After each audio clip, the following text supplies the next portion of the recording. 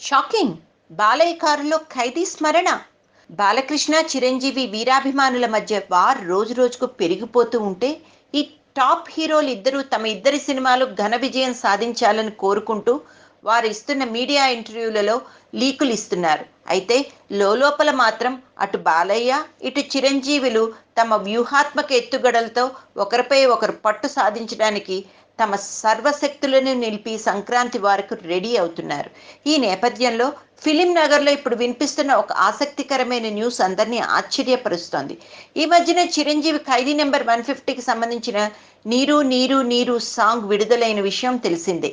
ఈ సాంగ్ విడుదలైన దగ్గర నుండి ఈ పాట మెగా అభిమానులకే కాకుండా సాధారణ సినిమా అభిమానులకు కూడా ఈ పాట బాగా కనెక్ట్ అయిపోయింది.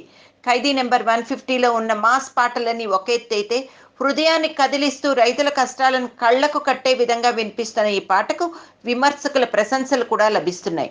ఇప్పుడు ఈ పాటను బాలకృష్ణ కూడా చాలా శ్రద్ధగా వింటున్నట్లు వార్తలు వస్తున్నాయి. తెలుస్తున్న సమాచారం మేరకు బాలకృష్ణ తన కారులో ఈ పాటను 2 సార్లు విన్నట్టుగా వార్తలు వస్తున్నాయి.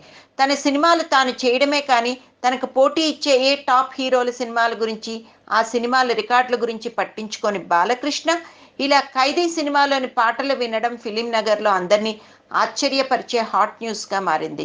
బాలకృష్ణ శాతకర్ణి విడుదలైన తర్వాత కృష్ణవంశీ దర్శకత్వంలో రైతు అన్న సినిమా చేయవలసి ఉంది. ఆ సినిమా కథ రైతు సమస్యల చుట్టూ తిరుగుతుంది కాబట్టి ఒకసారి ఖైదీ మూవీలోని నీరు నీరు పాటను వినమని బాలకృష్ణ సన్నిహితులు సూచించినట్లు టాక్. దీంతో బాలయ్య ఈ పాటను విన్నాడు అని అంటున్నారు.